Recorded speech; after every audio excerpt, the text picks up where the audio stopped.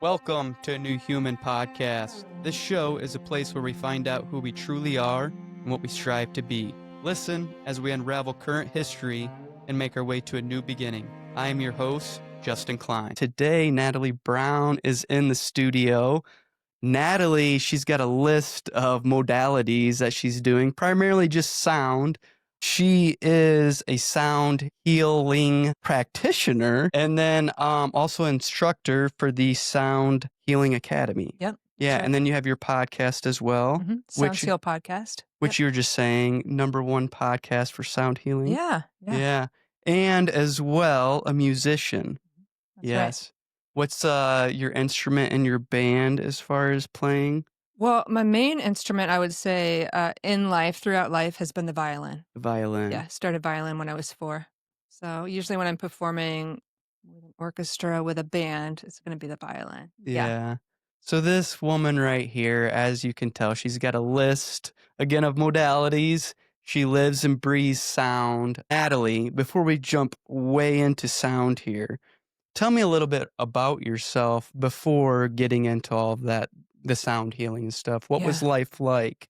Yeah. Yeah. So I grew up in Iowa City, Iowa, both parents professors at the University of Iowa, English professors.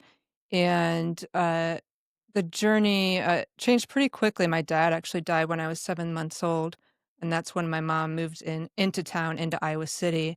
And I only mention the town because I think growing up in Iowa City at that time, there was a lot of opportunities. Yeah. I was involved in music. My mom got me started on violin when I was 4, acting 4. classes, dancing classes. She kept us busy because as a single parent, she was working a lot.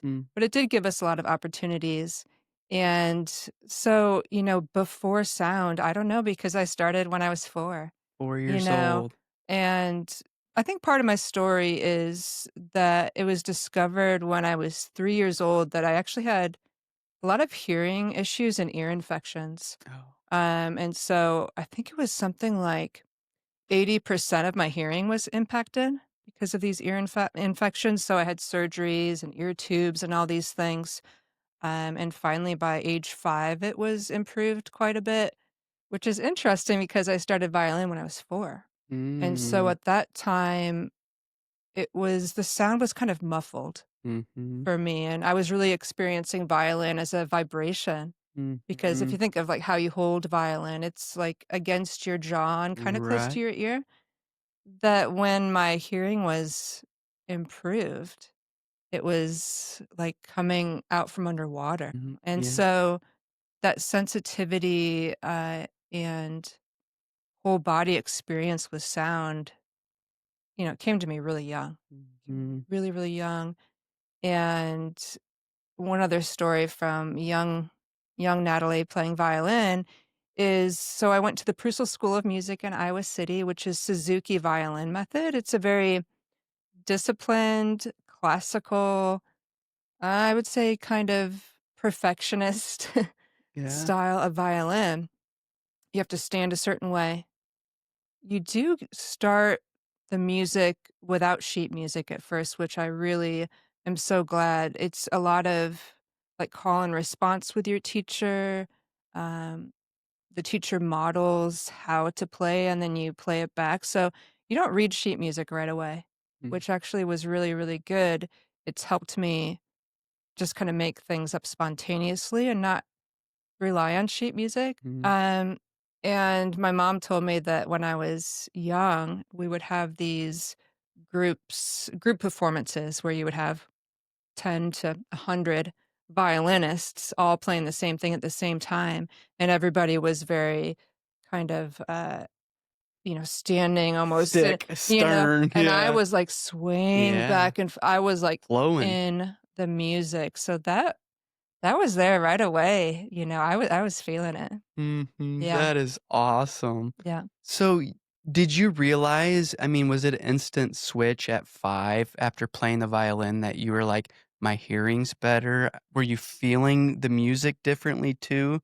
I mean, probably. I don't know how much you realize that at Yeah. that age. All I know is that truly, must be the age I started and kind of that response to sound, that is the strongest sense Mm, that I have, and I think it really did that significant shift in beginning with the violin and hearing kinda shaped where I went. I mean, mhm, I was kind of a natural on violin right away, went all the way through and, was a classical violinist, very kinda competitive, went to college for it, um, but I think because of those beginnings and just how important it was to me in my life, not necessarily realizing it then, it did end up being my career, my hobby, my passion, and kind of the step to what mm, I do now. Yeah. yeah. So it was just all throughout life. Were you Yeah. picking up any other instruments, like, in your Oh, yeah, teen totally. years? Yeah, so, in high school, probably before that, I got into fiddle music, Celtic music, um, played with various musicians, did some jazz improvisation classes in the summer. There was a certain age, and I don't know what it was. I mean, I listened to a lot of world music growing up. I was just fascinated by instruments.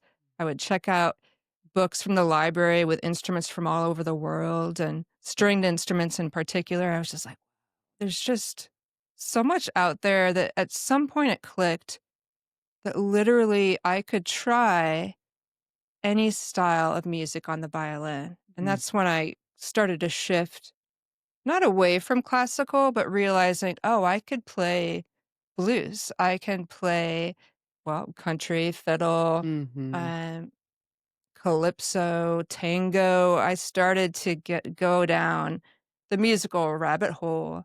And if you think about strings and violin, I think it could really be on any style of music that there is. Any genre. Yeah. Yeah. So I did do that rabbit hole. I studied piano Mm, growing up, got interested in, I mean, my mom just, maybe she would find instruments at Goodwill or, various places. And we just had like drums and little flutes and all kinds of instruments around the house.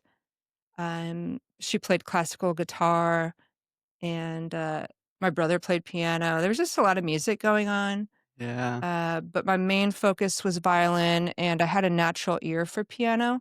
I Mhm. wasn't the best piano student, Yeah. apparently, but I could really like make anything up, and I had a very good ear that I could just play anything on the piano. Yeah. Yeah, That's amazing. yeah, So teenage years, you're yeah. learning all this music. Did you know this is what you were gonna do as far as, like, career goes, or Hmm. you're just doing what you're following your heart and doing what you love? Yeah, yeah. Yeah. There's two aspects to that. I mean, I don't know. I knew that for sure music would be what I wanted to do, Mhm. and I didn't know exactly what that meant. But I was kind of scouted by professors' universities when I was in high school, to be a violinist Mm. in their university orchestra. So, kinda like how athletes are Yeah, scouted to yeah. be on the team, that actually happened to me in high Okay. school. So, growing up, I other interests, I was like, "Ooh, marine biology, Yeah, astronomy," like, there yeah, was these other little things that, yeah. I was really interested in. Uh, but yeah, I don't think anything else was really leading me a certain direction, and as far as, like, my heart and my passion, with sound and with the violin in particular, I as I had a group of friends, I was really goofy, I was really outgoing with them. Otherwise, I was a very, very shy Mhm. person, liked to hide, um, low self-esteem, I would say. But when I had the violin, it was like confidence. Yeah. There was something Magic. that was like my voice. That's how I could express myself. And even when I was alone and spending time with myself, which I really cherished, I really enjoyed not being around people at a certain Mhm. age. I used the violin and just making things up, and I actually composed and wrote a lot of music in my childhood, and that was sound healing, I think. Mhm. I was just playing the violin if I was sad, Mhm. not playing any sheet music, but like, this is how I feel. If I was Mhm. kind of mad or cranky, I would Yeah. just work it out on the violin. Yeah. Did you incorporate any voice or vocals while you were doing it at that time? Um, Maybe a little bit. I mean, just what popped in my head is when I was young, I would record on cassette um, like newscasts and I would sing the commercials and things like that. Yeah. But as far as like meditative and composing and things like that, no, I don't think I was too confident in Yeah. my voice yet. Right. The That's violin was my voice. Yeah. yeah. Yeah. Well, and the voice too is very, very intimidating for most people, Yeah. that are it's always I joke around with my wife. Her voice is so beautiful Yeah. and she's just now starting to use it Good. with her sound healing. And I'm like, "Oh, honey, like it's an angel Yeah. voice, but we all judge ourselves so we're like, "Oh, how do I sound and how do I sound in their ears? Like Right. am I pitchy or am I not this enough? So just judgment. But once, I think we hone that in, it is magical. I think so too. It is the most vulnerable you're going to be with Mhm. these instruments. You can strike a bowl, you Mhm. can strike a gong, and there it is. But the voice that's coming from you, the voice that's personal. And that's why it is the most scary. We can be constricted there. Maybe somebody told us when we were younger, oh, don't sing, Yeah. but that is your power. That is your expression. And if you have the ability to talk, then you have the ability to use your voice Right. um, to help yourself and to help other people. Yeah. Yeah. Wow. We're gonna speed up it here a little bit. So teenage years, when did you get into the band? Yeah. Actually, I've been in several bands. Yeah. I took a year leave during college. I went to the University of Iowa for my undergrad violin performance degree.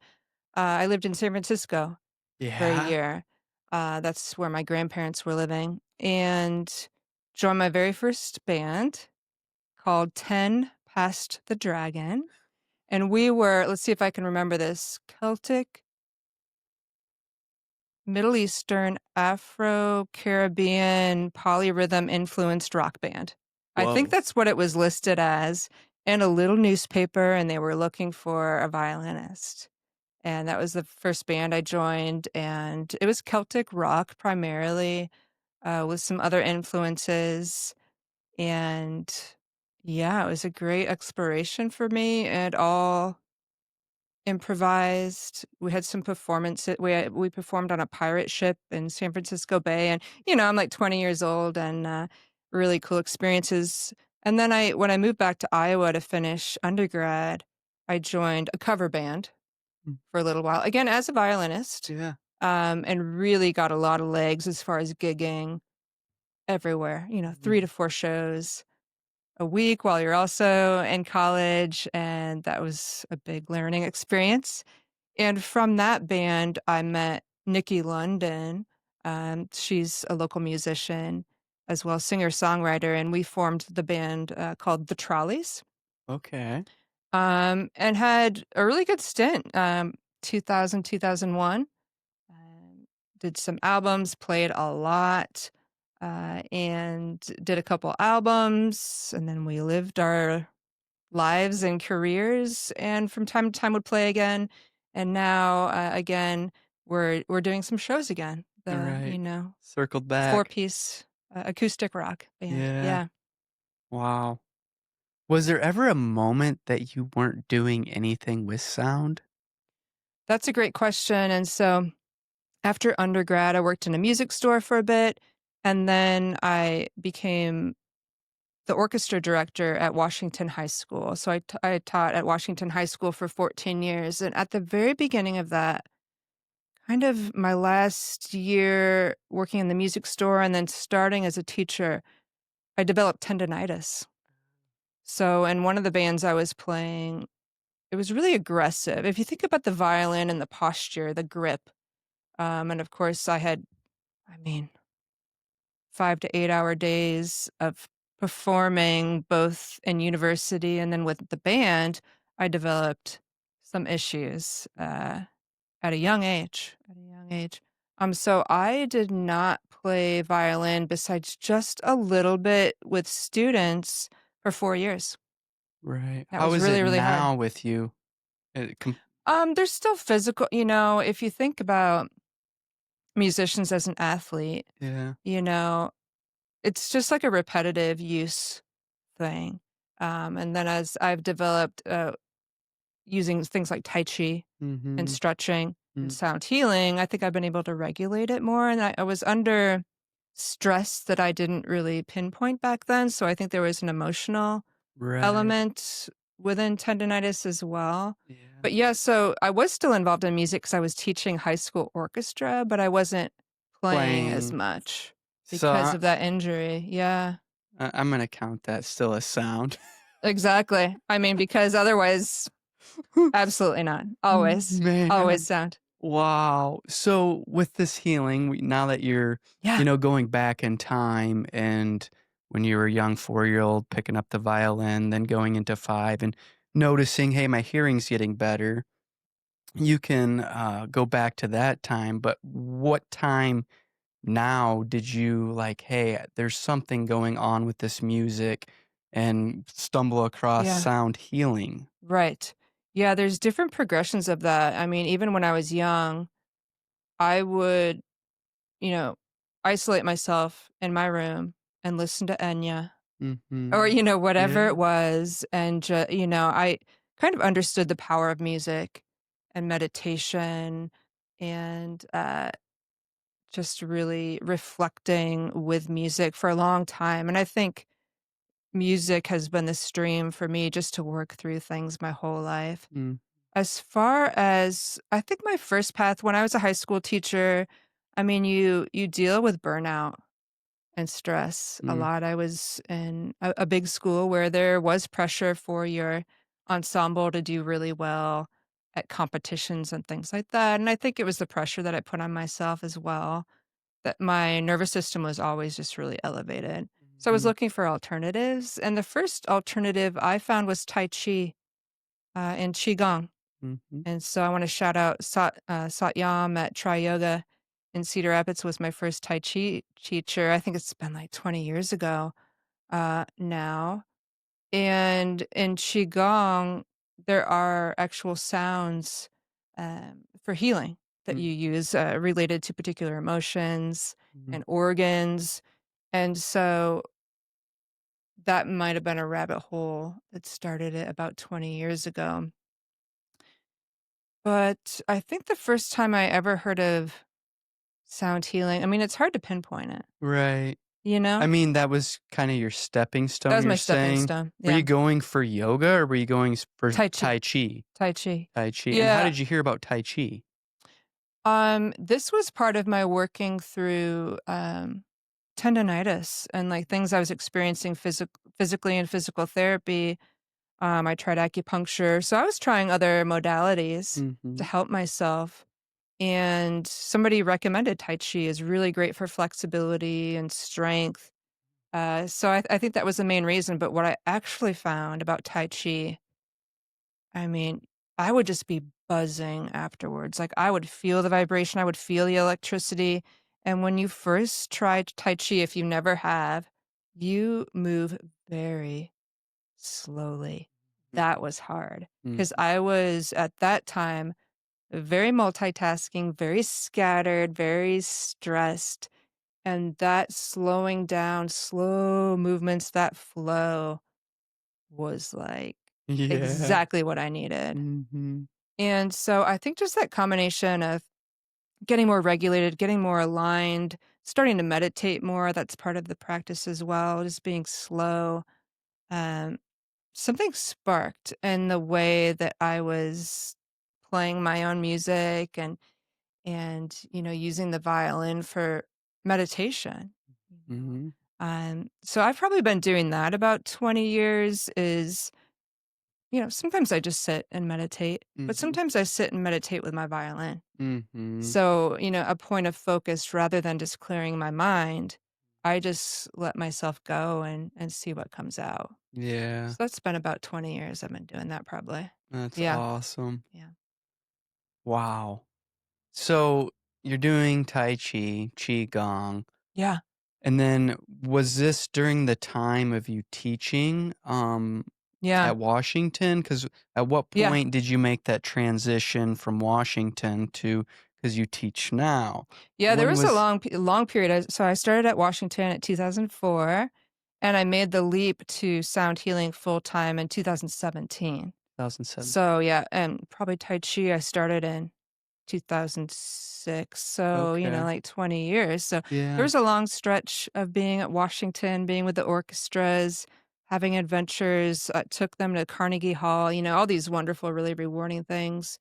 I think one development that happened is I got a year leave and did grad school in Scotland. I think that's the first time I ever heard of sound healing. And Uh, there was a gong bath in there. Scotland. Yeah, I think like I'm not quite sure I remember the very first time I ever heard that term because I think I really understood it for a long time, Yeah. but I'm pretty sure it was in Scotland. Yeah, there was a gong bath in Edinburgh. I was there for a fiddle convention, but right next door was a gong bath. I'm like, "What is that?" Was that your first gong bath? Yeah, Yeah. And yeah. what was that feeling like? Oh, I was transported, Mhm. otherworldly. I was just and it was my first, it was kind of like Tai Chi where you lose time. Yeah. Anybody that's experienced a sound bath, you're like, "Was that just 5 minutes or was that actually an hour?" Yeah, time And flat. so I experienced that, and, yeah, I was like, "What is" that was the beginning of the rabbit hole of this Mhm. particular field. Again, having already some experience with different modalities, it was the aha of, "Oh, wow, I can use sound to, like, help people Yeah. and transport them and get them into this more still, slowed down Right. place." It was a big switch. I mean, I was in grad school at the same time, so I was kinda balancing these 2 sides of myself, this very academic side and this side of me wanting something else, Yeah. you know? Since we're on the topic of Yeah. Scotland, that was off air. I was picking up vibes from you, and I was telling my wife that about I think she's Scottish. I just get this Scottish vibe from her, and, that wasn't even just by your looks, it was just a presence I was picking Yeah. up on you. And you were saying you lived in Scotland? Yeah. Yeah, Scotland is a huge, like, Country. stream through my life too. It's definitely my ancestry, the Bruces, the Sinclairs, the Carrs, and so, yeah, I had visited before, but I've been called like I said, just when I was a kid, I was so into world music and Mm. like, "Oh, look at all these different traditions across the world." Scotland kept drawing me. Yeah. The very first time I ever visited there when I was young, I visited a place that it was like deja vu, like, I have been here before, Yeah. A There was, remembering. like yeah, I could feel it, within me, and so I was always called to spend more time there, and so I just kept looking and, sometimes you just gotta take that leap, Yeah.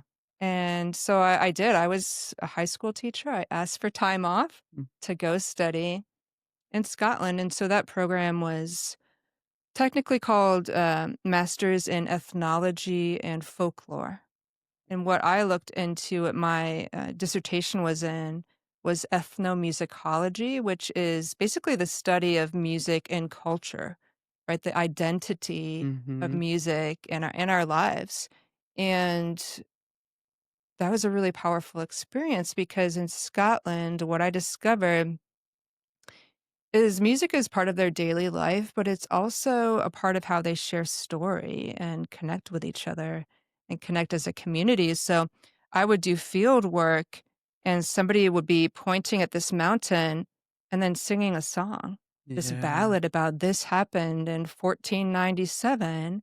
And here's a song about it.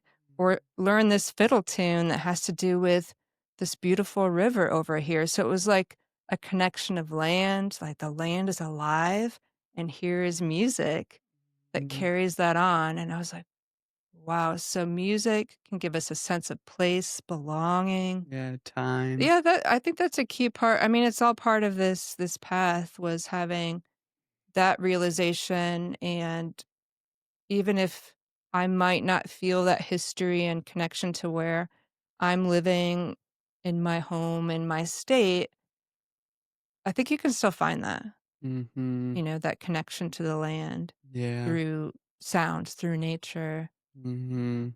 Yeah, the wind. I mean, even Yeah, this morning I went on a got my exercise in and went on a journey in the woods and listening for deer and the yeah, birds, and it was so windy, but you could hear like water running through the creek, and it was just that's music I love. that's sound healing Yeah, right there. just the That is sound sound of healing. Mother Nature, Yeah, and it does. It calms you down, it makes you relax, it centers you, yeah, you know?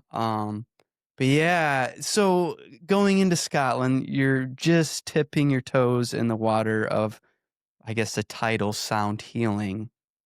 At what point did you pursue and, what time period was that to you'd had to yeah. do your sound healing 1. Yeah, that's right. Yeah. Yeah, it's fun to look back at these various leaps I took, right? So going to Scotland, making the decision to come back to Iowa and continue teaching high school for several more years. I got offered to stay and do a PhD, but I decided to come back. So who knows? I could have been in Scotland still doing who Mhm. knows what.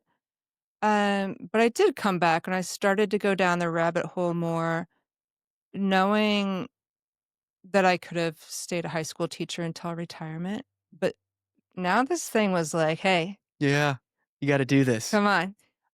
So yeah, I was just researching, reading a lot, watching any possible documentary there was on sound. I think, one of the first documentaries on sound healing I saw was, I wish I could remember the name of it, but with Tom Kenyon and his path and his vocal work. And I just started going really, really deep and found the Sound Healing Academy, who I now teach for. Mm. And yeah, did their level 1 program, their level 2 program very, very quickly, Where was this back to at? back. I did their online programs Okay. initially. Yeah, Okay. I did their online programs. They did not have a teacher in the States at that time. Um, and Yeah, I was just so excited to do it and so thrilled by what was happening with the people I was working for, and with, and I completed it, and I don't remember if they asked me or if I just reached out, but, um, then I started working for them in 2017. Mhm. Initially as a teacher in Iowa, and then I traveled all over teaching for them. But once I got to level 2, which we can talk about what all that means, once I got Yeah. to level 2 into the case studies where you really work with people, at the time, you did 40 uh, sessions for your case studies. So it was 10 people, 4 sessions each. Mm. Seeing the progression with each of those people and the shifts and the changes, there was no decision to be made. It was definitely scary to leave my teaching position with, security, great benefits. This is what I've been doing. This is my identity. This is my role as a high school teacher, to make the leap into basically my own business Yeah. and then independent contractor with the academy.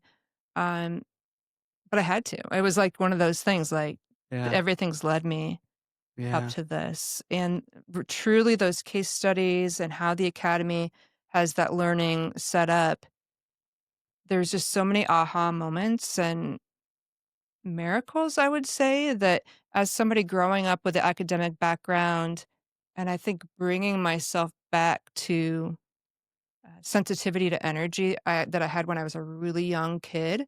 Um, that was kinda closed off for, part of my life, especially once I got into teaching high school. Just returning back to more intuitive, energetic sensitivities. I was like, "I don't wanna turn back. I'm Yeah. gonna go full in. Mhm. I'm gonna go jump in." And so I did 2017, Yeah. until now I've been doing it full time. Wow. Yeah. It's I mean, I know exactly how you're feeling where you start to escape the 3D world where we Yeah. all are stuck in that 9 to 5 job, and then you're having a check that's constantly coming to you versus you have to go get your check now, and you're betting on you and not some company. Yeah. So it's intimidating, Mhm. and I can tell now, isn't it the reward Oh my after, gosh. could you imagine still teaching? I mean, yes, you're teaching, Yeah. but being stuck there, versus what you're doing now. I mean, I think your range right now is a lot more wider, It's where yeah, limitless. it The is. possibilities are limitless with this work, and I really encourage all my students to think about that. I mean, the only question is, who do you wanna help? Mhm. It's probably everybody. Yeah. So, there's just a huge need for this type of work, but as a creative, there's a lot of freedom, Mhm. and for me, I've had to work really hard to get out of that clock time Mhm. because, I was in that for so long. So how can I have the flexibility, be creative, help people, help myself, get things done because I am on the administrative side of the academy now Yeah. too. Yeah, yeah. So it's like this interesting balance of uh, freedom, Mhm. and you have to be a go-getter. Yeah. So that first year of doing this full time was a lot of boots on the ground because there weren't that many people that knew what sound healing was. Honestly, Right. I mean, this is just 9 years ago, especially here locally, that I just had to do a lot of things for free and Mhm. introduction to sound healing talks and just spread the word. Right. I feel in this world though, I'm gonna call it now, when we're transitioning from the 3D world to the maybe 4D, 5D, people, they still can always relate to sound. I feel like any human on this earth has listened to some song that did something that, maybe brought a tear to their eye, brought a goosebump to their arms. Sound is a part of us. Now, when I hear the term sound healing, and even for me, when I heard that term and I seen like crystal bowls and Tibetan bowls and the gongs, these weren't instruments I had ever seen anywhere. It was usually guitar, piano, drums, none of these bowls and stuff. And I'm like, what? And then Mhm. you hear them and the vibrations they cast, like especially the gong, Mhm. it's like, whoa, or a stand-in Tibetan bowl, and you're standing in it and you can just feel every vibration humming through your entire body. It's similar to going to a concert, and they got the music blaring, the vocalist is just screaming at his lungs and you can feel that. So I feel where I'm going with this is I see this taking off like wildfire. I mean, this is the new music. People are just wanting and playing with it too. I feel some of us always have to do a little bit of healing work on ourselves and stuff. Um, so with you going into the sound healing, going over your case studies, level one, level two, what can you tell me for somebody new that this is new to sound healing? How do Mhm. I learn about it? What can I expect from if I would take your course? Yeah. Could you Yeah. go into some details Yeah. there? Yeah, and really good points there. I mean, when people ask me what is sound healing, and as you imagine, I got that question a lot Right. when I would run into people so I just quit my high school teaching job. And Yeah. so, what are you doing now? So it's a fun question to get because it depends who's asking. Do they have any holistic experience? Do they seem kind of skeptical? So it depends who's asking. But you're absolutely right. I mean, people are already using music. What do you choose if you want to calm yourself? Or is that there a particular tune that's really nostalgic, reminds you of an event, or that feeling when you hear the ocean? I mean, sound does affect us. So I think it's a particular discussion. It's just really relevant to Mhm. people. We can relate to that.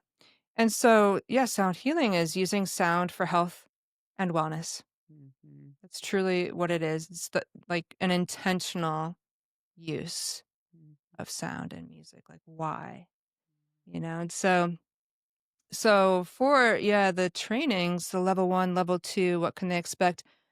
I definitely bring my own experience. I think every teacher that we have in the academy is unique because of who they are, right? But Mhm. we do have a particular curriculum that we teach, and it's a beautiful balance of the science of sound and a bit of the nerdy stuff. Like, why is this affecting us physically or emotionally? Like, how can we understand what's actually happening?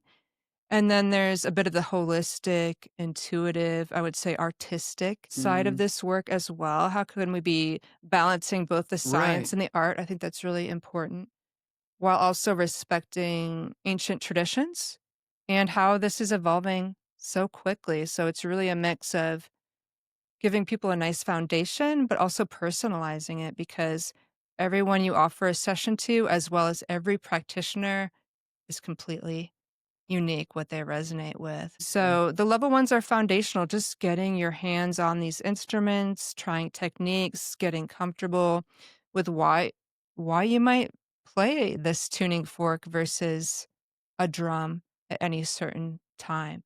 What's actually happening to the Mm. body or the emotions or energetically, um, just so people feel really comfortable with what they're Mhm. doing. And then level 2, it takes it literally to a whole nother level where you get into both the balance of having some protocols to choose from. Like, why would I play this note with this note? Or what about these combinations of things make it good for somebody that has a headache versus somebody that is really stressed out? Or there's, protocols. But there's also the ever important letting go of all that and following your intuition Mm. and using sound to, I would say, listen to what your client sounds like in a Mm. way. So if anybody's familiar with Reiki, Mm. basically the sound is amplifying Mm. somebody's energy. So Mm. you can, the more that you get used to the instruments, the more that you can see how they're mirroring somebody's energy. If you're using a Himalayan bowl, what would it sound like if somebody's really fatigued versus if they're super anxious? Mm. So eventually with these instruments and really working with the instruments for yourself and then working with other people, you start to develop a language of what the instruments are telling you. And so, it really kind of Well, it's takes you not that way. like you said, every client or every person that experiences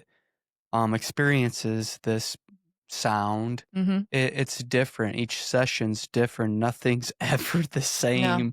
And I think that's why I'm so drawn to sound and just energy and everything, because it's all unique in its own way. It's exactly. it's never the same, which I would get bored. I Yeah. like I like a wide variety of things. Yeah, I think Mm. that's a really good point because Mm. when we're learning, and when I was talking about those protocols, it can be nice to have a structure and a Mhm. framework Mm. just for solid ground as you're learning. Right. And level 2 has a lot of that, and sometimes you can get in your head a little bit about, "Am I doing it right? What's the process? What are the steps I need to remember?" And then eventually, like any skill, then you realize you're not thinking about it. You're Mhm. just with it, and that's when it becomes mutually healing. That's when this works becomes meditative while you're offering, because you are just purely focused, so in the intent of Mhm. helping that your client, that Yeah. you realize you're no longer in your head anymore, you're in your heart, you're in the intention. Yeah. Yeah. The heart. Mhm. Mhm. So if I was wanting to take level Mhm. 1 or any of our listeners, how do we get a hold of you and what can we expect as far as you went over the details of 1 verse 2, but is this like a weekend course, an online course? What can one expect to, tip their toes in the Yeah. water of Yeah. level 1? Right. Yeah, there's a few different ways to find what I'm offering. Probably my website would Mhm. be the easiest. soundshealstudio.com has all my trainings and events. So, I highly recommend attending a workshop, because that's your chance to get your hands on the instruments, Yeah. and, like, tons of instruments that you probably wouldn't have access to right away, and you get to try the techniques together and practice with other people within a short period of time. The level 1's typically a 3-day Mhm. workshop, and we work with the metal bowls, Himalayan bowls, or sometimes called Tibetan bowls, Mhm. the crystal bowls, tuning forks, gongs, drums, and the voice. So it's, Mhm. like, really immersive, and people just walk away not only understanding the instruments, but what you don't realize that is that a lot of empowerment and a lot of transformation happens in 3 days, and you're with people that are excited to do this. So, you can absolutely do the online program, and it's great. The videos are great, but having that in-person connection Yeah. where you can be in a cohort of people learning together, that's where it's at for me, you know? Yeah, for sure. I Yeah. think with everybody, or even myself included, I learn a lot more while I'm in it Yeah. versus just reading out of a book or from Exactly. It's something. the It is, experience it's is the the best teacher. experience. Yeah. Yeah. Yeah. I have a few questions. And we were talking a little off air, but talking about vibrations, frequencies, different hertz. I want to Mhm. go into that a Yeah. little bit. And I want to hear from you, I guess, your definition on vibration versus frequency, and then the different hertzes, Yeah. what's out there and what that actually means as well. Sure. Yeah. Yeah. So in a way, they're different names for the same thing. I mean, if basically hertz, which you'll see many of these instruments labeled Mm, as hertz, Hertz, or abbreviated Hz, mm, that's basically how many times per second is that particular object vibrating. And everything vibrates. I mean, we're vibrating, this chair mhm, is vibrating. Of course, the instrument you strike is vibrating. How many sound waves per second is that sound wave moving? That's what mhm. hertz is, and that's the frequency, of that Yeah. particular instrument, which is vibrating, Yeah. The right? station. Yeah. So Yeah. basically, everything's in motion. Mhm. Literally, everything is in motion. It's not just these instruments. It's not just, it's literally our organs, Mm.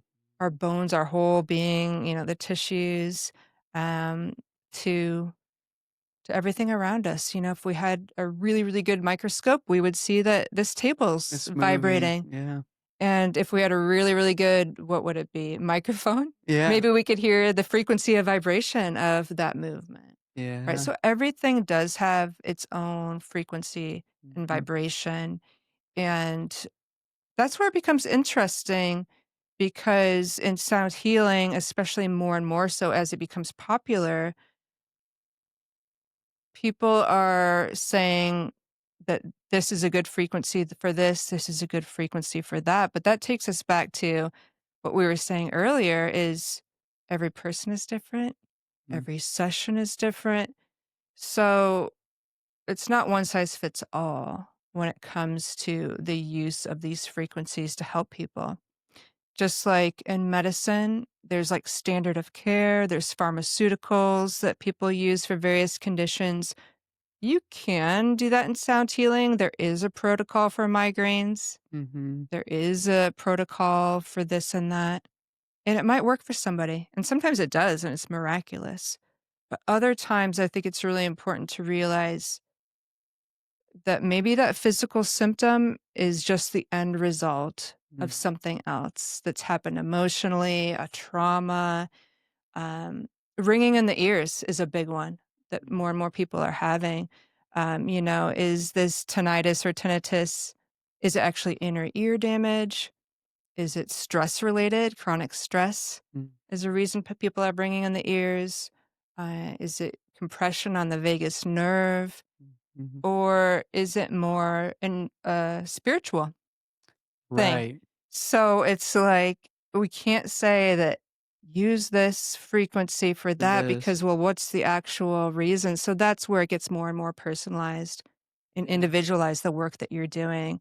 Again, working with particular notes and frequencies is a great start and foundation because they are beneficial.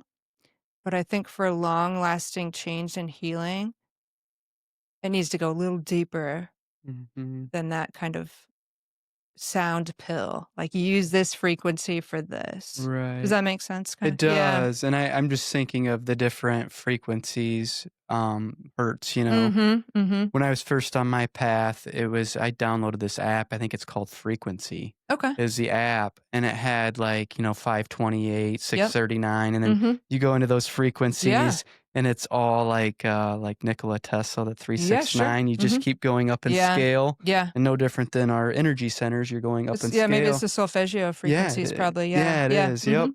and, but I didn't really know what I was getting into, so, like, a typical one that was on this app, 528 was, like, DNA, Yeah. and, so I was like, "Well, should I try that?" And then, "Oh, I wanna connect with spirit more," so, like, 963, which Yeah. is a high, high It is. frequency, and so I started playing with these and really, like, seeing what they were doing to my body and to my because I'm just a curious cat, but I never really thought of it until you said it, and it makes perfect sense because we just keep going on how unique we are, Yeah. and that 528 is gonna work completely different on me than it is for you. Yeah. It might get a little bit of the same vibration, but it's gonna hit me different than it's gonna hit you, and now we're going in, like, to your level 2 where you get to play with those different frequencies, and I like that too because 'cause I've been messing with this a little too, but alchemy, where you're taking one instrument, placing it with another Mhm, instrument, mhm. or, an energy with this energy to get this particular outcome, and we were talking about, the heartbeat of the earth. Yeah. And I had read this multiple places, and I know there's different bowls you can get 432 hertz Mhm, mhm. versus Yeah. 440. Can we touch on those? Yeah, I'd Because love to. with the 432, I was like, why would anybody strip anything away from Mother Nature? Like that is why we're here. And then you hear 440, and it came out in this certain time period Yep.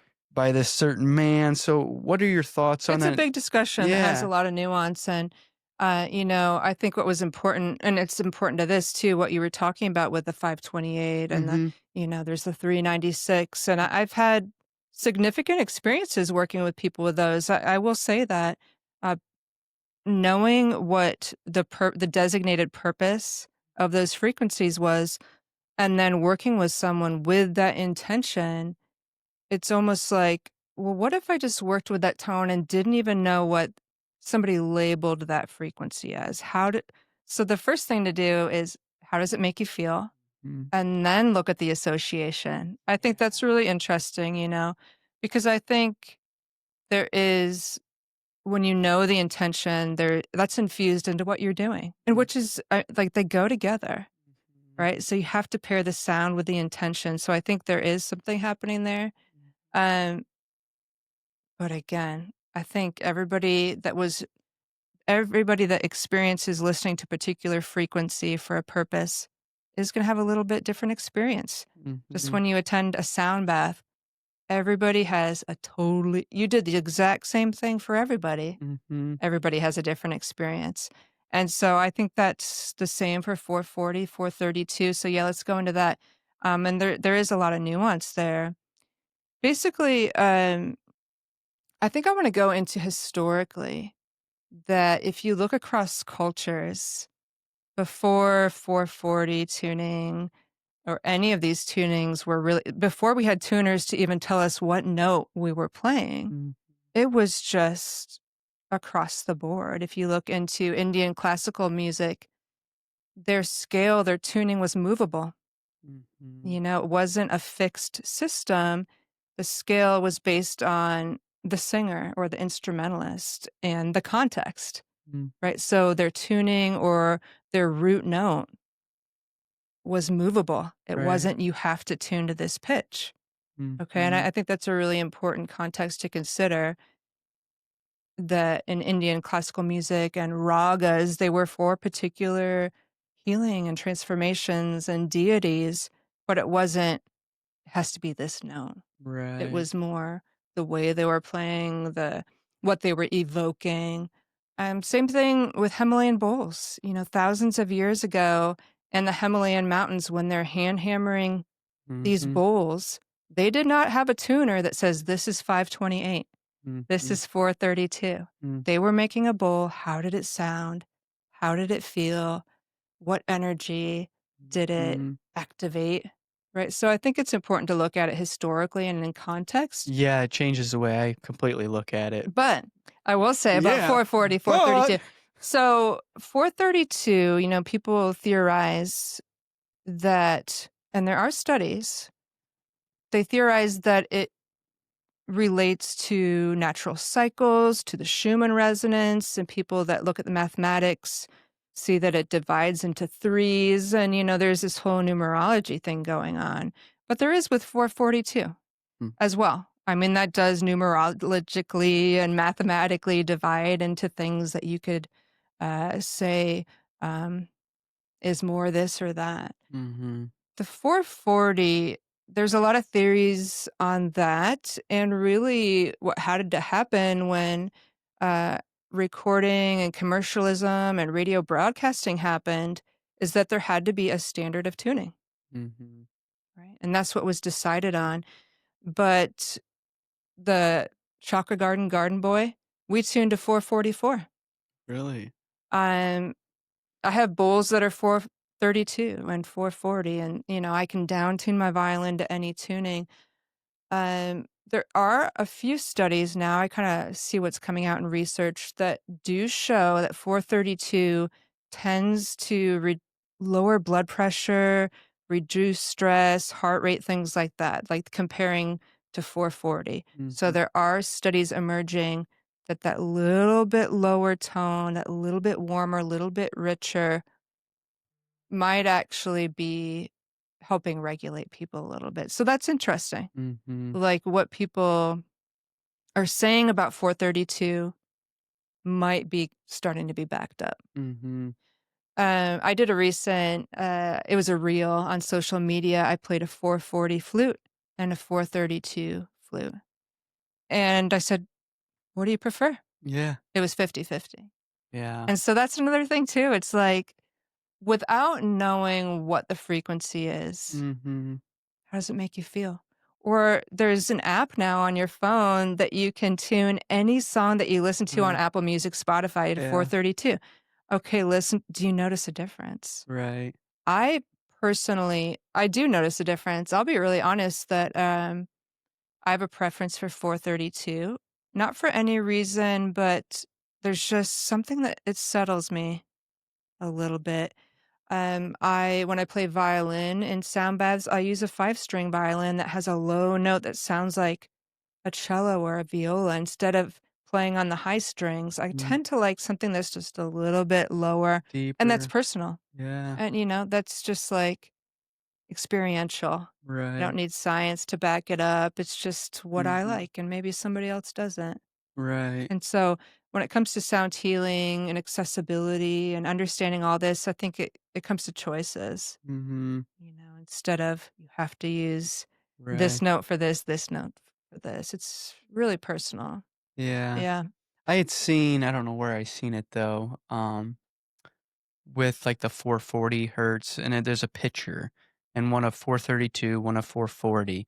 And 432 was like very, not, I'm not saying 440 wasn't geometric, but 432 was more beautiful and like Fibonacci, and it just forever went and it didn't stop. And like the 440 was like looked disrupted or Mhm, mhm. man made, you Yeah, know? so that's cymatics. Yeah. Yeah, cymatics is basically sound being made visible. Right. And so you can do it in water, you can do it Yeah. like with sand Sand. on a metal Yeah. That's plate. where I seen it was sand. And what's really important about that, you can replicate cymatics experiments on a metal plate or even like a frame drum with a Bluetooth speaker underneath it, right? So it's just vibrating that Mhm. surface, and you can put salt or sand on it to Right. vibrate. And there's an app on the phone called Frequency Generator, and just you slowly move the dial up from low to high. What makes a difference when those shapes happen is not the frequency, but the container. Okay. So if you were using a rectangle plate versus a square plate, or a circle Circle. drum versus a metal plate, those shapes would all happen, but not at the same frequency. Oh, I never thought of the So I've seen that object. experiment as well, but it's not Yeah, quite hitting the mark from my right, experience. Yeah. right. I get it though. I mean, like Yeah. a circle, and I can see like 432 being so. I'm just keep seeing Fibonacci spirals, Yeah. Yeah. and that being in a circle because of 432 and Mhm. Mother Earth. But then you change something up, and some frequencies like going into you or Yeah. versus bouncing off Right, the of you. resonating body. Yeah, and Yeah. I think that is really important. I think there is beauty in that because really the point is that sound, vibration at its fundamental form is sacred geometry. Hmm. It is symmetrical, it is organized, and that is a fundamental principle of sound healing is, well, how do we get our system, our internal water, our vibration, just perfectly aligned and harmonic. So there is value to that, but there is, I don't know if it's trickery or misinformation that's out there Right. with all these things. Yeah, You everything's know? gonna get some type of backlash, and Yeah. especially because it is gaining a lot of publicity now. Yeah. Oh my Sound gosh, yeah. healing is, Big time. and even friends of mine that are students of yours that are going through it, and I've even talked with my wife about it. I'm like, honey, I think I might do level 1 with Natalie just to learn Let's something, do it. Yeah. to Yeah. learn something about it Yeah. some more, and because I was again playing with these frequencies, just listening. Then I got into mine was more Nikola Tesla, and he was Mhm. saying this Mhm. 3, 6, 9. I'm like, holy cow! All the 1, 2, 3, and then all these line up, and it's just one. It's math, you It's know? math, but it's also that sacred geometry, which Yeah. is nature. I Hmm. mean, look in any flower, look at a tortoise shell. Yeah. That is Sunflower. cymatics. Yeah. Yeah, that is vibration and its core Hmm. alignment. Yeah. So it's not to detour anybody from that. It's more just the understanding and the nuance Right. of that it isn't a one size fits all what you're going to experience with a particular frequency. Hmm. Yeah. So, if somebody was wanting to pursue a more holistic route, I guess, how would you pitch sound healing to them? Let's say this individual has cancer. She's went through chemo treatments. She knows nothing about sound healing. And one of her girlfriends goes, hey, I just witnessed a sound bath and it made me feel this. What could you explain to that listeners? Like, no, I would like to try that. Right. What could I expect and what's happening? How would you pitch, I guess, to Mhm. that Mhm. client to, maybe have her pursue to try it? Right. Yeah, I think there is a big difference between a group sound bath and a one-on-one session, and we can talk a little bit about that. I would say the number one benefit of sound healing is super simple and super profound. It's relaxation. Mhm. And what happens when we relax, Yeah.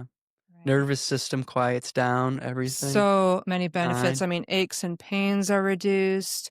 You're allowed space. Mhm. Right? You're allowed to rest and, with cancer and cancer recovery, there can be so many elements that you're healing physically, emotionally, spiritually. I mean, there could be grief there that that's why one-on-one sessions I think are really beneficial. It could be really personalized to what that person and their journey is going through. For a sound bath, I like to encourage people that have never been to one before just to be open to the experience, to allow some time to daydream, Mhm. allow their imagination just to go with the sound and not to cling to a particular expectation or outcome, just to be open and maybe just to set a wish for what you want to feel like when you leave the experience. And that's coming to intentionality. Intention, yeah. Right, and just a positive kind of like an affirmation that you set when you go into it. Mhm. Because every sound bath you go to is gonna be completely different, even if it's the same practitioner every time, and some people fall asleep. Some people get restless, actually, they have a hard time slowing down and getting comfortable, and a sound bath is not a performance, so sometimes there's just long tones Mm. and It's meant to settle you, to slow you down, to have space, and really a society that we're not set up for that too much anymore. We're multitasking and productive and everything's kind of crammed together. Mhm. It gives you time to unwind, and sometimes things can come up. Right. When you allow that time to rest and unwind, you might get uncomfortable because the space isn't completely filled with having to do something. Mhm. And so I encourage people to allow a progression of sessions because the first one is just like, what is this? Yeah. What am I coming to? The Yeah. second one, you're like, okay, I kind of know what this is now. So let's see what happens. So it's kind of like layers Mhm. each time you Mhm. experience it. For sure. Yeah, I was just thinking when you were talking there about even, like, hospitals. And, Mm-hmm. like, before I mean, with Reiki, for example, I know in, like, the Northeast, like, particular Boston, surgeons, doctors are doing and nurses a Reiki session before, surgery just to set an intention, and I got, like, thinking, I'm like, we have, like, for babies, ultrasounds to get that picture, so they're using machines with Mm-hmm. vibrations to show you a picture, Yeah. and I'm like, but what about if, like the whole example with the doctors and Reiki, what about like a sound healing practitioner being there, Yeah. during a procedure or right Mm-hmm. before a procedure? Because we all go into that procedure thinking, what if I die? What if they nick this artery? Yeah. What if, you're playing these? So you're Sure. already raising, your nervousness and all Mm-hmm. that. Mm-hmm. But if we could get the body to slow down, and Yeah. I'm not saying the doctors per se, but just a client. I think it's starting to happen. I You think it's do? starting to get integrated. I mean, the first things that were studied was what music is best for during surgery. Mhm. That's was studied a long time ago, and Right. so particular music, but for both the surgeon and for the participant. And then what I've seen over the years that I've been involved in this is more people using, I would say, sound healing and music therapy and hospice. Yeah. Cancer support groups is a big one. And I have some former students that are offering in local hospitals now, sound baths, Mhm. open to the public. Some people are doing it specifically for staff. The one-on-one with patients yet is incoming, I would say pretty soon. Right, that's what Yeah. I was thinking about, was Mhm. just more because we were just talking about, a sound bath versus individually Yeah. and how you can get my opinion, more benefits Yeah. individually because Right. now we're focusing just on you versus a whole Mhm. collective group. Um, I do see that coming as well. That would be Yeah, I've had people tell me that they've brought in a particular like a crystal singing bowl or tuning yeah. fork to work with a family member in the hospital, and then the doctor coming in and saying, "Wow, what just happened? You seem better, or your heart rate's but like whatever it is." So, Mhm. um things are integrating very quickly, and there's more and more research being done. Right. So nothing would surprise me anymore Yeah. as far as like where this is Well, being used. that's what I'm wanting. I mean, it's not at first my path was like, just being told what to do. Like doctor says, "Hey, you need to take this, this, this, this." Okay, I trust you. You're my doctor. Right. And after my awakening, it's like, no, no, I'm like, I will heal anything I need to myself. Yeah. I'm going purely holistic. Mhm. And then the more people I talk to, and even just listening to you today, it's like, picture a world where we're blending these. It's not just pharmaceuticals and doctors shoving, but what if, a girl like you and one of the best surgeons in the world work together? Right. Think about that client and what they're getting. Mhm. Mhm. We just amplified the experience. Yeah. And yeah, definitely I think that is in the It's happening, future. some of my favorite people in this field, uh, whether they're a clinical psychologist or osteopath or, several doctors are either totally replacing the standard of care that they were doing before, Mhm. or at least researching this work, and it's people that have the pedigree, Mhm. um, and are integrating these things. Dr. John Beaulieu comes to mind, tuning fork innovator. Yeah. Um, and particular institutes that are starting to bring this work in. So I Yeah. think it's happening. And I think it's important what you just said about kind of that switch for you is that realizing how much power we have. Mhm. And I think that comes into play with sound healing practitioners as well as doctors is we're not the mechanic. Mhm. We can help facilitate this for you, Yep. but we aren't the repair person. Yeah. We can be a witness, we can hold space for you so Yeah. you can really do your own self-healing. Yeah. You are the healer. Yeah, You know, that's right. you. The Yeah, healer it's within. yeah. Yep. Yeah.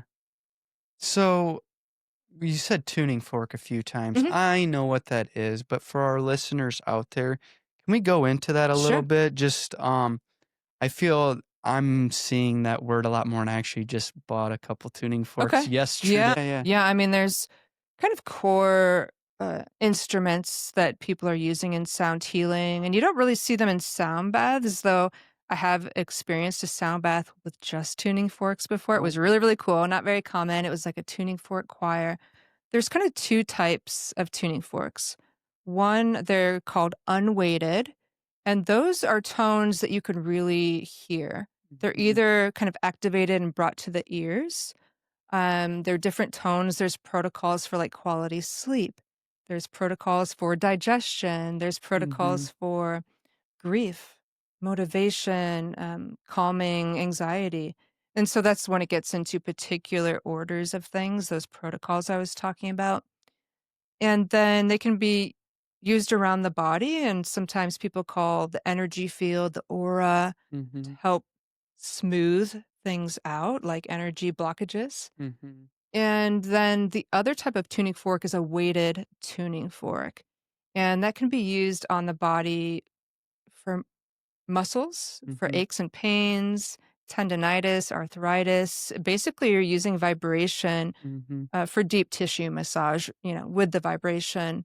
They can also be used, I guess, think acupuncture, but instead of a needle, That's what it's I the was just gonna vibration. So go. you can Yeah. do these Point. points Mhm. with weighted tuning forks, and there's a lot of protocols that basically you're correlating those Chinese Mhm. meridian systems, the pressure points, to tuning fork points. Yeah.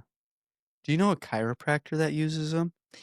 Yes, I've met a couple. I remember one. He teaches qigong. Actually, he's in Iowa City. That has used tuning forks, and also, if this is correct, my understanding is that Dr. Palmer, Yeah. the founder of Palmer Chiropractic, called it bone toning Mhm. before he called it chiropractic. So Yeah. tuning Yeah. the vertebrae, which of course all have their own vibration and Right. frequency per vertebrae. So that's all about an alignment Yeah, exactly. as That's well. So that's what I was thinking with the tuning fork, and I didn't realize that in the beginning of my journey was all about just like hearing the vibrations around my energy field. But then when, certain friends of mine were playing and setting them on points of me, and I'm like, whoa, that feels yeah, interesting. actually feeling the Yeah, you're vibration. Yeah. feeling it, and I could feel it like just the pulsations and healing what needed to be healed there. And then you go into like Chinese medicine, the five Yeah. star, and hmm I think, yeah, I mean, you could do a lot of different Oh my gosh. things. You were asking me earlier my favorite instrument, and Yeah. that's depends on the day. As far as the most like versatile of the most common sound healing instruments, the tuning fork is so Yeah. versatile. You can go If anywhere. I literally just needed to go anywhere in the world to help anybody, it's Mhm. portable, it's, Yeah. super lightweight Yeah. and And yeah. do you have like a one fork for all or There's like some go-to forks? You know yeah, what I'm for saying? sure. Because Yeah. I look at Chelsea, my wife, she has, I don't know, like 20 of them. And I'm like sitting Same. here. I got like four, I think, myself, just frequencies Yeah. that I can relate to and that work for me. But I'm like, man, like, being that guy that I want the one pill. Just give me my pill, Yeah. doctor, so Yeah. I can fix this. What would you recommend there? Yeah, I mean, there is as far as weighted tuning forks, there is a standard weighted tuning fork that most people start with. It's about that big, and it's usually a 128 hertz or a 136.1 hertz fork. That's sometimes called ohm fork. Mhm. And it's a standard fork. That's what you would really use for these acupressure point protocols. I will say for kind of on the body massage and aches and pains, neuropathy, lack of feeling somewhere, it is a smaller fork. So it's a bit more of a subtle Mhm. vibration. The smaller the fork, the higher the vibration. So Mhm. sometimes you want a Yeah. bigger one for deeper tissue. So I'll Right. go for a 64 Mhm. hertz fork, for example. But yeah, Right. if I just had to take one, you know, just Yeah. got that little Little that one. little fork, yeah. Mhm. Yeah. We're talking about that your favorite instrument because I was like, "Well, we've been talking for a while now, and it's gotta be the violin," Yeah, you probably. know? Yeah, I mean, I would say so. I mean, it was, like, handed to me at age Yeah. 4, and I already knew how to play it. So, I think Yeah. I came into this from a previous life, my Scottish heritage already playing it. So, Yeah. yeah, the violin's been with me through everything. So absolutely that is my home. Um, I think I'm really coming into my voice more. I'm Mhm. starting to use my voice a lot more for personal transformation and starting to use it in public sound baths. I think it's so powerful. Or, like, toning or Tone, yeah, really intuitive. yeah. Toning, humming. I mean, we could do a whole podcast on the benefits of humming. Yeah. Is like a huge thing that people can do. It just regulates the nervous system, Mm. stimulates the vagus nerve, all kinds of Mhm. things. And I studied Nata yoga in India, the yoga of sound, which is something we could get into. But a big aspect of that was mantra. Mhm. So there's some chanting Yeah. that I do as well.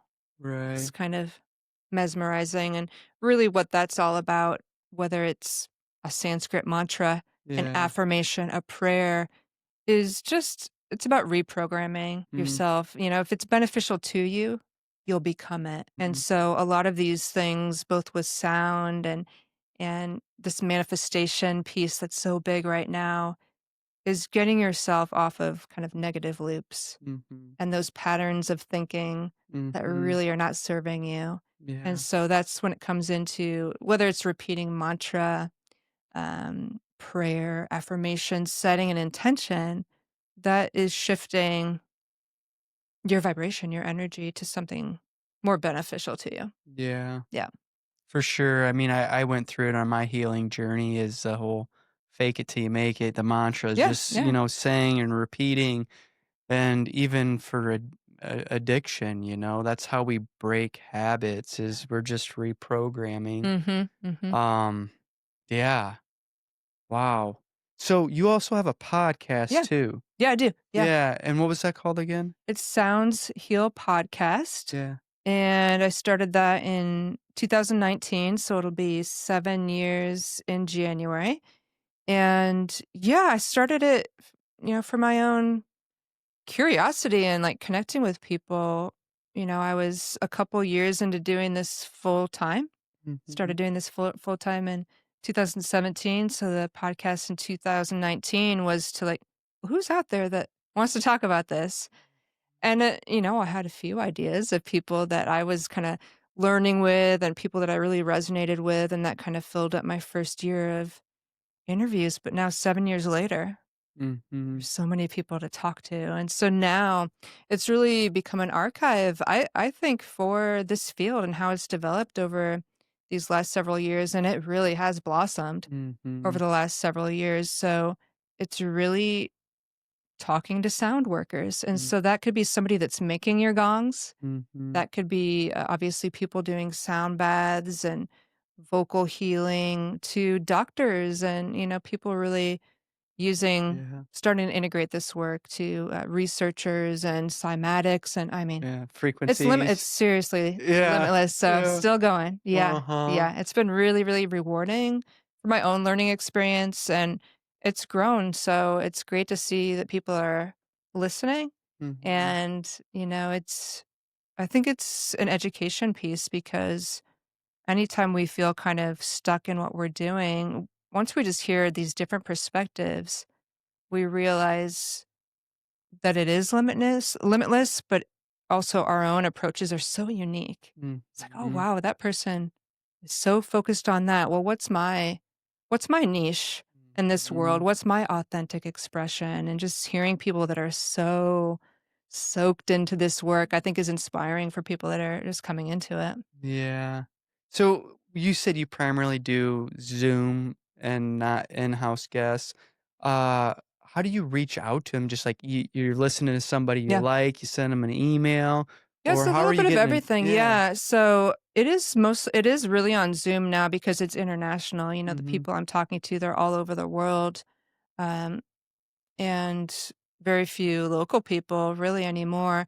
When I first started recording, I had I was recording through my phone, through the Mhm. headphone jack just into my music software, and then, of course, people started using Zoom more and more, so it is a video and audio now, and, yeah, initially, I reached out to people, Yeah. and I still do. There's people that Yeah. I really want their legacy to be on the podcast. There's still a couple I mean, I've interviewed a lot of people, but there's still a couple out there that I'm like, "Come on." Yeah. But I have a lot of people reach out to me now. I would say every other podcast is somebody that's reached out to me That's to be awesome. on it or a recommendation like, "Oh, you should interview this person." Yeah. So it's great getting that feedback now. Mhm. Um, and yeah, the community is growing and building that, every once in a while I'm like, I wonder what I'm gonna do next." And then Yeah.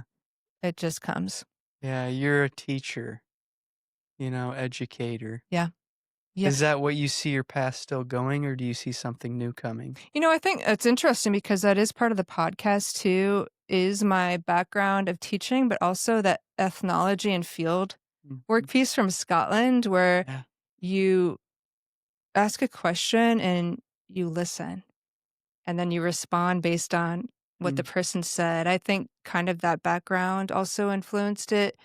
Definitely, teaching definitely is going to continue. The reason I'm kind of pausing is because teaching is also learning. Mhm. I just love to learn, Yeah, from your students, Yeah, I love to learn, and I learn so much based on what people ask, and who's coming to the workshop is different every time, so I'm every sure. training is totally different, and you get this, beautiful connection with people, often long-lasting connections um, that eventually become colleagues, Mhm. once people really get into this. So definitely teaching is in the future. Scotland's in the future as well. Leading a Yeah. retreat in 2026 to Scotland. Oh, you are? Yeah, You're going going. 26. Yeah, and the next year as well. So a colleague of mine, Erica Miller, she is at Anahata Wellness. She teaches Reiki, yoga, Yeah, and all kinds of things, and has been doing some studies in Scotland as well. We're leading, I would call it a sacred spiritual retreat in the spring, and we will the following year. And so more travel, tours, and retreat type stuff is yeah, coming up for me too. So still teaching. yeah, Um, but, a little different than the training, so I'm super excited for that. Yeah. yeah, I hope to go too, it's on my list. Yeah.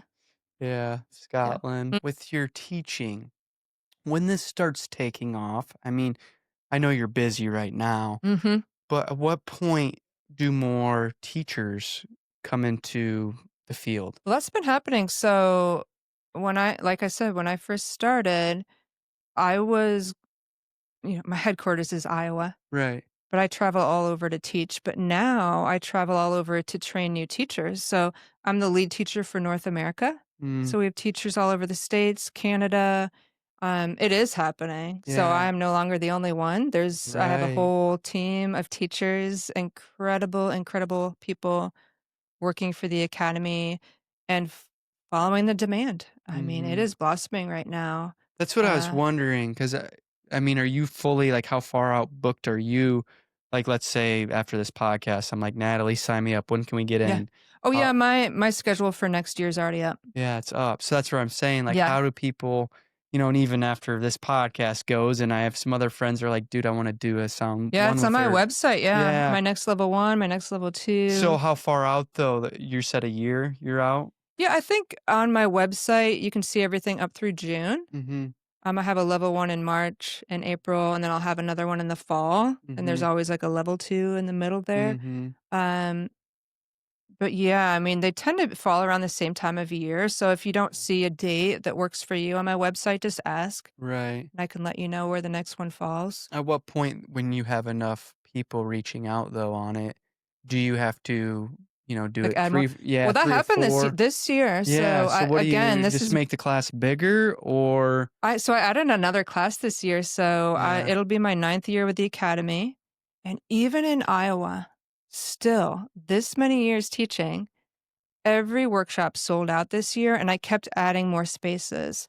mhm, So I don't tend to teach in the winter mhm. because Iowa. Yeah, I mean, what did we cold. get? Just like 16 inches of snow. Yeah. It's like who wants to go anywhere?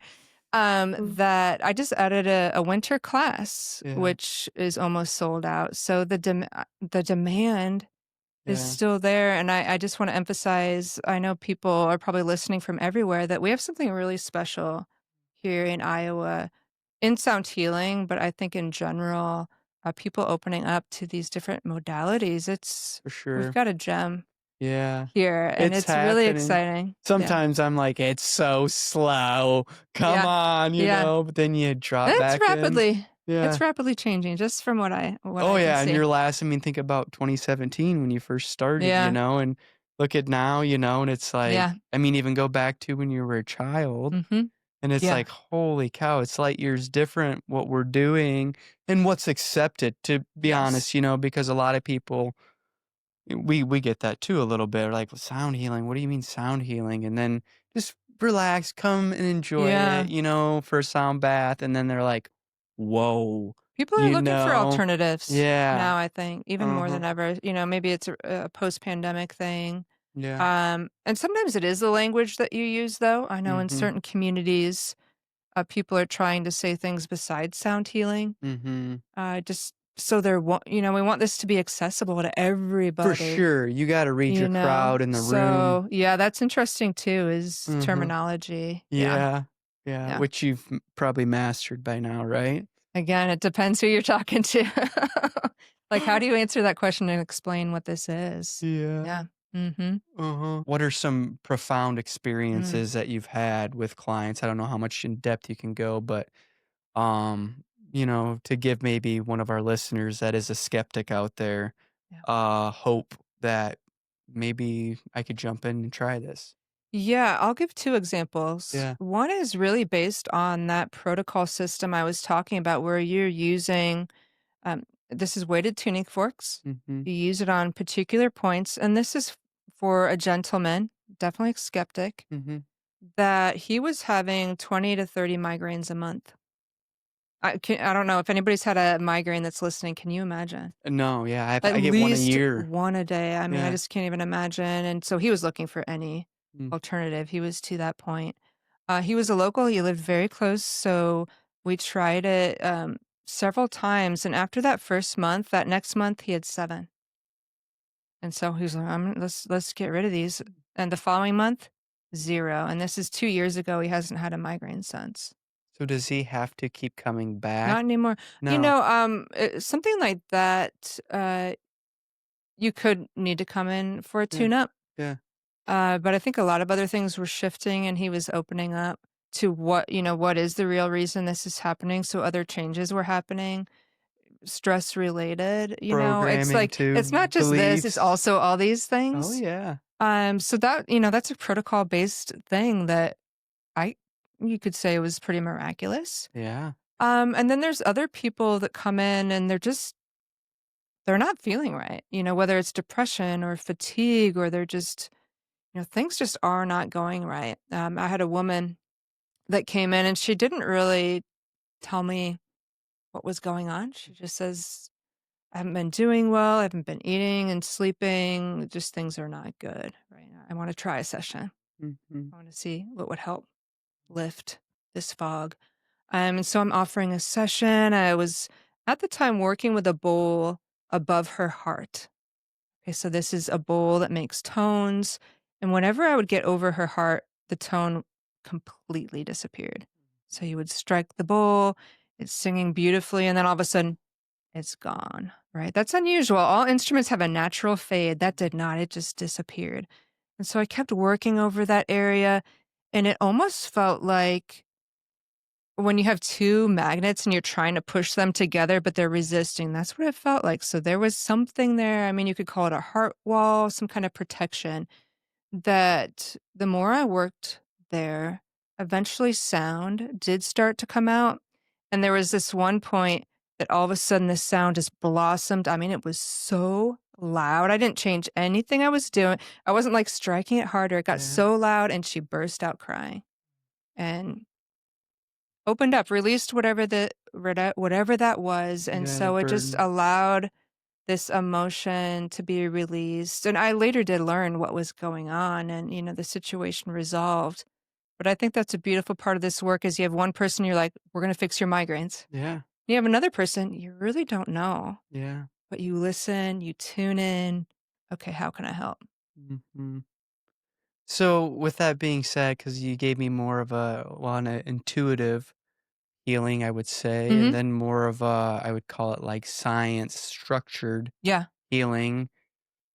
Do you think this is that wide open to everybody? Like, let's say the person is a doctor Mhm. and very right brained and doesn't believe any of this woo woo magic to sign up for a course and he could see benefits from this and use this, to the best way he Yeah. can?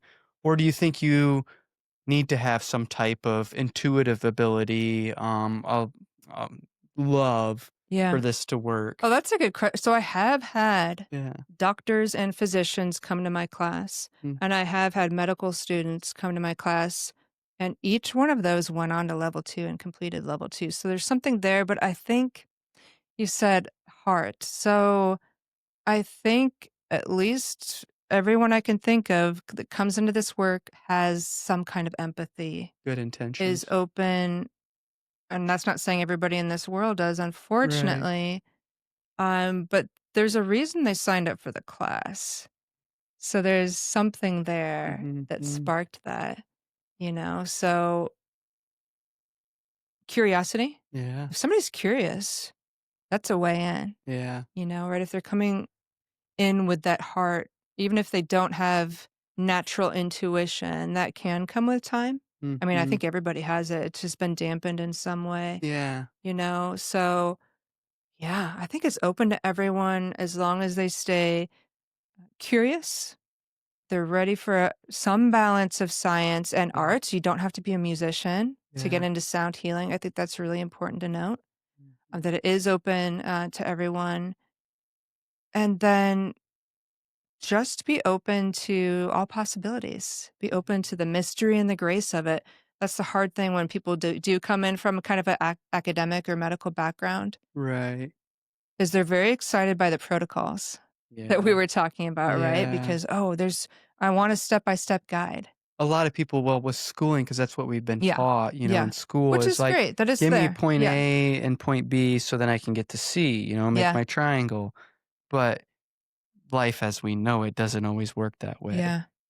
but Yeah. the balance, like you It's a said. foundation. I Yeah. mean, I think back to my classical upbringing. I'm so grateful for the foundation and technique Mhm. of classical training because it got me to the ability to be able to let go and just make things up and express and play violin from my heart. So same thing with any skill is you gotta learn how to, get on your bike, Mhm. use the pedals, Yeah. and then wow, the freedom just going Yeah. down a hill on your bike. So it's like the steps and then Mm. just kind of let go and be Yeah. playful, experiment, be curious. Your intuition will come, with time. Experience Yeah. is the best teacher. I mean, I'll say that over and over with any Mm. skill. For sure. Yeah. So, with wrapping up Yeah. here, what would you consider then your mission Mm. for humanity? You know? Yeah, I have a couple things. I'm working on a massive project right now. It's called the Medicine album. And it's really sparked by Kenya Jensen and Tiffany Jensen, sisters, and family to me that is years long, I think decades long by the time the first disc is released. It's a musical project that involves, it's going to involve hundreds of people.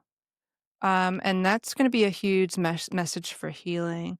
And I think just thinking about that work and the intentionality of bands I've been in before where you just record and play like a live Yeah. album versus something you put your whole heart, your whole soul, your whole vibration in and do it with intention is that I hope and with my mission, with my work, that I inspire people to pause, to really value the work that they do, to spend time to listen within, right? All the answers are within, and you have a message to spread, to listen to others intently and to value that, to listen to your environment, like you were talking about walking in the woods. I mean, that is the best sound meditation there is. So, my mission is really to share the value and power of sound Yeah. in our lives as individuals, as a connecting tool, as a way to build community. Um, it's been my whole life, and I don't know anything better. I think it's an answer to a lot of things. So, any piece of that, I Wow. really hope will help. So this Yeah. album you said you're creating, when is this? Do you have a Yeah. timeline or projection? So it's a trilogy, Yeah. and disc one should be out late 2026. Okay. It's a hero's journey. Yeah. And Yeah, I mean, such is life, such is everything. for sure. And it'll be a project that hopefully people will enjoy the music. There's something for everybody, there's literally every genre, but it's a much bigger story and message than that for people that dig Yeah. a little deeper. It's a story. Mm hmm. Mm hmm. Yes. Yeah. So what other future plans can you let me in on? Yeah, that's a big one because, I'm both helping with the recording and all the software, and I'm a musician in it, and I'm arranging sheet music for choir and strings and brass. That's a big one. The Scotland trip and kind of Mhm. doing more tours and retreats, I think, is shifting, especially now, at least that I and others are traveling a lot more after the pandemic that's starting to Yeah. build. Um, I think there's other pieces with Scotland, I think, that are going to show up more too. I mean, research, fieldwork, ethnology is really a part of my path. So I think that might come in more, kind of continuing my previous research, and more music. Yeah. I'm really involved in sound, um, but everybody knows about like work life balance. I think that creativity piece and just allowing for more of that is something I'd really like to do. I want to Mhm. get more out there. Yeah, Yeah. Oh, this has been fun. it has. Thank you so much. I'm gonna have to have you back on Let's do it. because I feel like We just got started. this is was too short. I think even though we've been going for an hour and 30 Oh, minutes, but really? yeah, but Cool. it's like we get in those time warps. I'm I like, know. I have so many questions and so many avenues I still want to go down. So we'll We do it totally again. can. Um, Absolutely. where can our listeners find out about you? Yeah. Yeah. Easiest place that I think has all my links is soundshealstudio.com. On YouTube, Mhm. Sounds Heal Studio. I'm on Instagram, Natalie Brown Sounds Heal. Facebook is Sounds Heal Studio. And then Sounds Heal Podcast really can be found if you just search for Sounds Heal Podcast. It's on all All platforms. platforms. Yeah. Yeah. And then Sound Healing Academy is who Yeah. I teach for. Yeah. Wow. Mhm. What a day. What an adventure. Thank Thank you you so so much. much. All right, guys. Thanks for tuning into today's episode. We hope you enjoyed it as much as we did. And remember, hit the like and subscribe button. And if you have any questions or anything, don't hesitate, reach out to us.